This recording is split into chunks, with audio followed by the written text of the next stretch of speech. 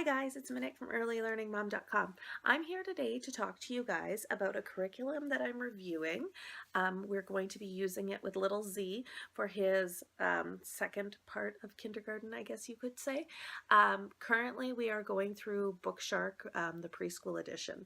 But when I was looking at the kindergarten edition, I wasn't sure if it was going to be a fit for us. However, through some research and looking for a good literature-based program, preferably secular, I stumbled upon a program called Build Your Library, and I contacted Emily at Build Your Library to talk about partnering up to do a review. So back in November, I received the digital copy of the kindergarten around the world, and I printed it up. This is the entire curriculum minus the activity pages. Those I chose not to get spiral bound, and so basically it's a great program from what I'm flipping through, and we're excited to jump into it. We have a couple weeks left of Bookshark Preschool, and then we're going to jump into this. So let me show you what you can expect and which books we purchased to do this program. Okay, so this is the actual curriculum once it's been printed out.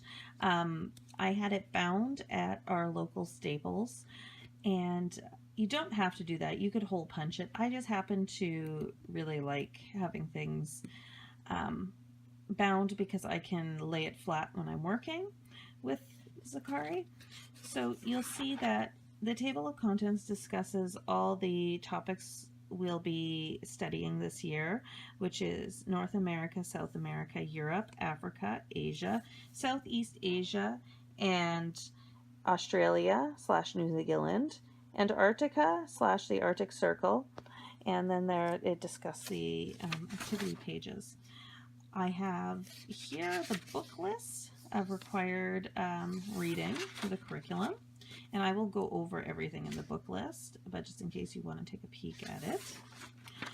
And then there's some notes to the parents, and we can jump into the library book list. Now this is not required reading, it's just additional reading if you and your child would like to read a little bit more about each area. If you wanted to go purchase all these books, I could see it being very expensive, but if you want to go check out your local library and see what they have, these are the books that Emily recommended. Just goes through all the different countries and continents. And then we're going to move on to around the world. So week 1 is laid out like this: day 1, day 2, day 3, day 4, day 5. We have geography, tales, literature, science, art, and poetry. And you can see at the beginning she starts off fairly light, and then it gets expanded as you look at each day. It gives you what she'll be doing and some activities and literature, and what she'll be doing in science. So as you can see, we've got a topic for each day.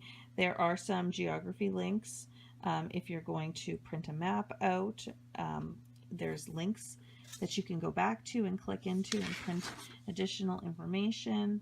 The same thing, there's some videos as well. So it's really well put together, but short and sweet. That's what I like about this. There's not a lot of fluff, and it just gets a little more intense as you go throughout the year. I'm just going to try to find something a little bit later in the year.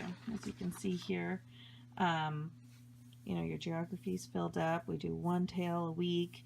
You're reading, you know, 1 to 2 chapters a day of the book, and she really stresses enjoying the chapter books and not rushing through them, to just give your child some time to absorb what you have read. So that is how this curriculum is set up. There are also additional activity pages, like I may or may not have mentioned. I did not add them to this book because I didn't want to be ripping pages out. But we will be getting, pulling those pages out as we need. So I think it is really well done, and I'm excited to get started with this curriculum. We are just finishing up Bookshark, so probably mid-March. So basically, in short form, this awesome 246-page PDF lesson plan includes a daily and weekly schedule for 30 weeks of study, a book list of all scheduled reading materials, an additional library book list for extended reading, as well as activities and projects tied to the literary readings. Also, you will find web links and hyperlinked optional books to help you get the most from the lessons, and 40 plus pages of notebooking activity pages, including maps and animal research projects.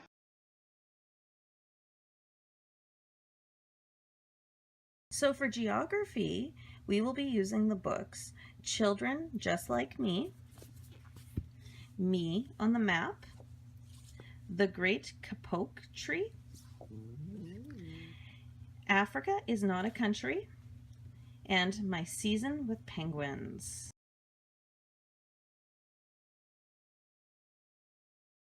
For geography, we will be using National Geographic Kids Nat Geo Wild Animal Atlas. And this is another one. I love all the National Geographic Kids books.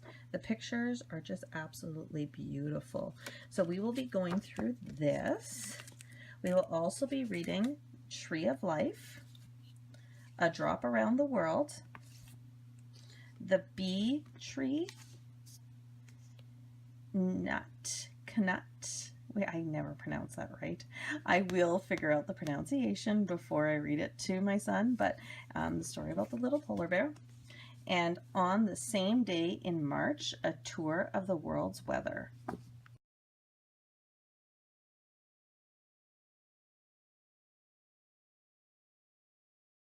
For Tales, we'll be rereading the Usborne Stories Around the World.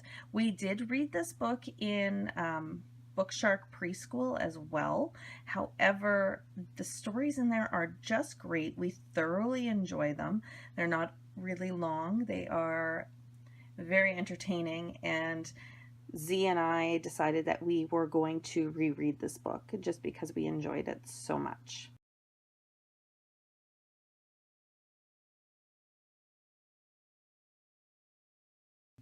For literature, we'll be reading How to Make an Apple Pie and See the World, Little House in the Big Woods, Tales Our Abuelita Told, The Children of Noisy Village, Linnaea in Monet's Garden, Jumbo Means Hello, A Day of Ahmed's Secret, Why Mosquitoes Buzz in People's Ears, Nelson Mandela Favorite African Folk Tales, The Librarian of Basra,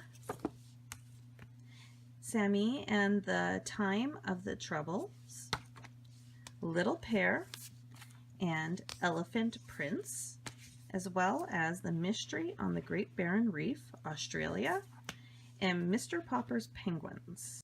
In the guide, on top of the actual books used for the curriculum, Emily provides a list of recommended library books that can go with each subject. Now, these are completely optional. They're not required. However, I did find a few of them on Book Outlet when I was making an order, so I decided to grab them since they were fairly cheap. We got the 4th of July story. This is for US, obviously.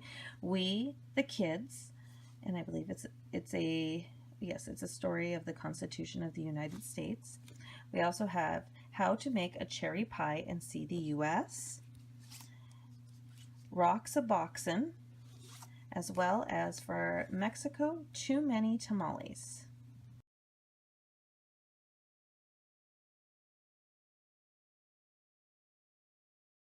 So what is my initial response to Build Your Library?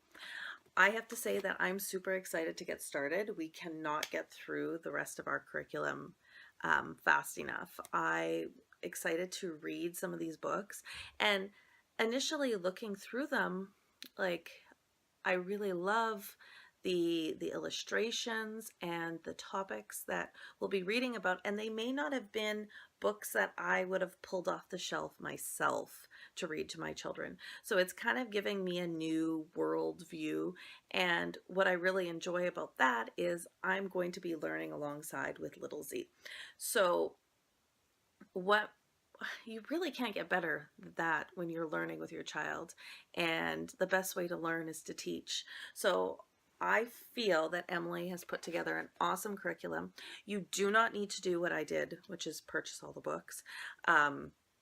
I just That's how I wanted to run this, but you can go to the library and pick up the majority of these books. And if your library doesn't have these particular books, the curriculum is very flexible to substitute out some other books. You're gonna have to excuse, this is real life. My kittens, they don't leave me alone. They're 6 months old now. So like you saw with our poetry, I didn't care for the book that was selected to be part of the curriculum, and we are finishing it up right now, and it's not a book I'm going to pick up again. I'm going to leave it available to little Z to flip through, but frankly, it's not my favorite book. So I just switched it out with another poetry book, and it's, I believe, going to be a good fit for us. And so if one of the books doesn't work for you, or you can't find that particular book, you can go on to, there's Facebook groups for Build Your Library, and there's one for each grade level as well. And you can just kind of go on there and ask other families, you know what, I already read this book. Is there a good alternative that somebody has used? Or we don't really care for this particular book, or it doesn't fit our family's beliefs, or, you know, there could be many reasons why a book doesn't fit. And you can go on there and other parents will give you suggestions. So that's awesome. But there was only one book in there. There's two that we had read already. One we are more than excited to read again. And the second one, not so excited. So we're going to skip that one. And that's okay. So I really want to thank Emily for allowing me to review her curriculum. And I am going to be doing some more updates as we get into the material. Right now, I can only speak from what I see. I will give you some reactions to, and basically let you know how little Z feels about the curriculum, because at the end of the day, he is our final critic. And if, you know, I have a feeling he's really going to enjoy it. So watch for the next couple months to see some updates on our curriculum, and I am going to check out because apparently these guys need some attention. Have a great night, and thanks for watching. Be sure to check out my blog, www.earlylearningmom.com, and go to buildyourlibrary.com to check out more about these awesome curriculums.